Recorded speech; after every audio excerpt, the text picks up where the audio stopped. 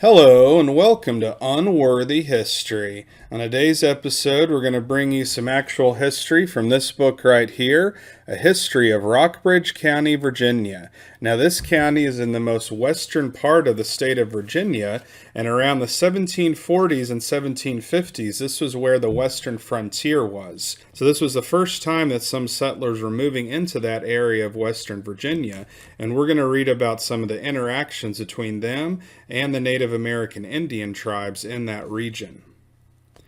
When the white explorer came to the Rockbridge area, like the Valley of Virginia in general, it was largely occupied by tracts of prairie. These were known as Indian meadows or as savannas, the word prairie not yet having come into the English language. These meadows were fired at the close of each hunting season so as to keep back the forest growth and thus attract the buffalo and other large game to the area. This practice had undoubtedly been going on for centuries. Throughout all of Appalachia, nature strives to keep the surface clothed in forest. A large expanse of open ground could only originate in the little clearing that always surrounded the native village. The persistent firing of a deserted clearing would make the meadow steadily increase in size. After white settlement began, parties of Indians continued to come here to hunt, or to pass through on some war expedition. The Iroquois of New York were the native claimants of the district, and they were at feud with the Cherokees and Catawbas to the southward. Hunting parties would build bark cabins for temporary shelter, and these were sometimes temporarily used by the white settlers. John Craig was for a third of a century the minister at the North Mountain Meeting House near Staunton, Virginia.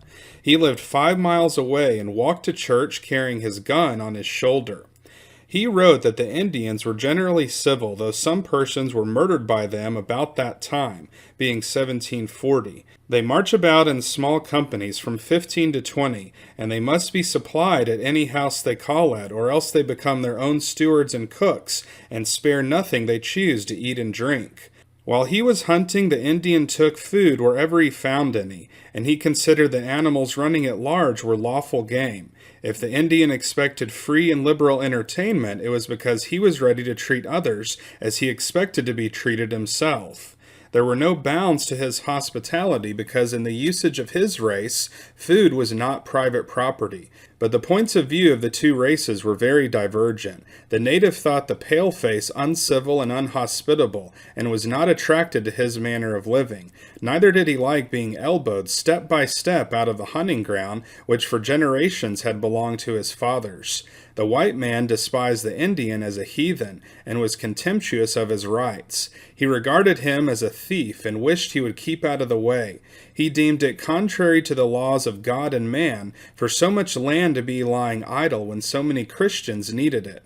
But notwithstanding the sources of distrust, the tribesmen were in a general way friendly until 1753. They learned to express themselves in English, and it is significant that they became very familiar with terms of insult and profanity. In their own languages, there were no cuss words, and they did not comprehend the real nature of them.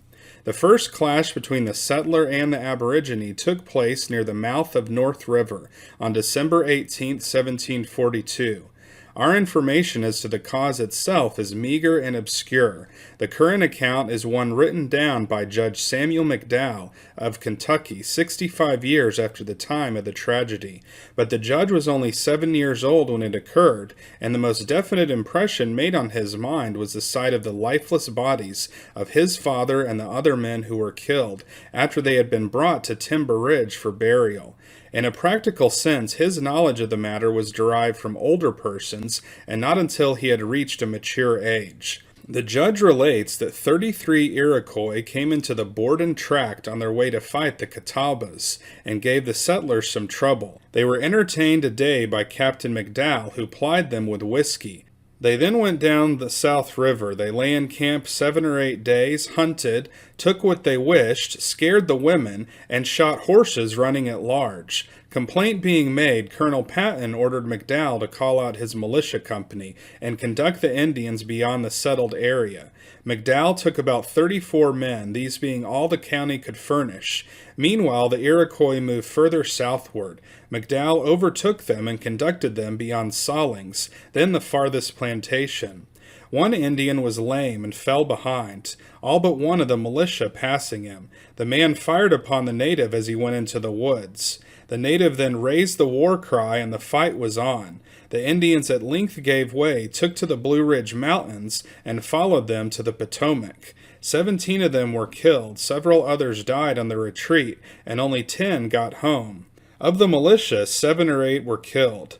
Another and more trustworthy version is that which was unearthed by Mr. Charles E. Kemper from the colonial records of Pennsylvania and New York. This account states that Colonel Patton reached the battlefield 3 hours after the fight. He wrote that very day to the government of Virginia reciting the particulars and asking his intervention to avert a war. That official wrote to the governor of New York enclosing Patton's letter.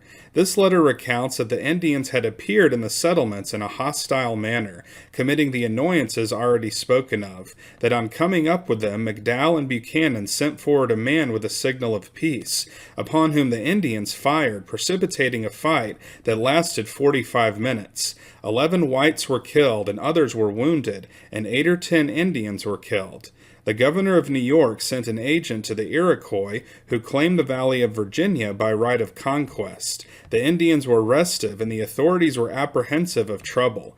The governor of Pennsylvania undertook to act as mediator. An Indian who was in the fight told him that his party consisted of 32 Onondagas and 7 Oneidas. They were treated well while passing through Pennsylvania, but in Virginia they were given nothing to eat and had to kill a hog once in a while. As they went up the valley, they were several times interfered with by the whites, but avoided difficulties with them. They rested a day and 2 nights near the spot where the fight took place.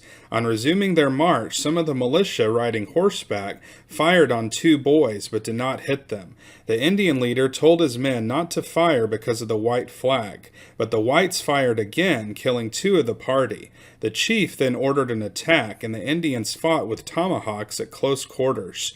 2 of their number were killed and 5 wounded. The whites were worsted, 10 of them being killed. 10 of the Indians went up the river to the mountains and were pursued to the Potomac, barely escaping with their lives. The mediator ruled that the whites were the aggressors, and by way of reparation, Governor Gooch paid the Iroquois £100. The trouble was finally adjusted by the Treaty of Lancaster in 1744, the Iroquois then renouncing their claim to Virginia at that time. In a suit for slander brought by James McDowell against Benjamin Borden, Jr., and which was decided in favor of the defendant, Borden, there is an obscure allusion to the responsibility for the affair. According to McDowell, Borden applied these words to him on August 17, 1747. "Thou art a rogue and a murdering villain, and I can prove it. He is a murderer and brought the Indians upon the settlement." So that's the end of this story. So again, this occurred in Rockbridge County, Virginia, back in the 1740s. So at that time, this area was sort of the western frontier of the United States. And in this case, this was a battle between some of those early white settlers and the Iroquois Indians who are passing through. So if you want to hear more episodes like this, then be sure to like and subscribe. And we'll see you next time on Unworthy History.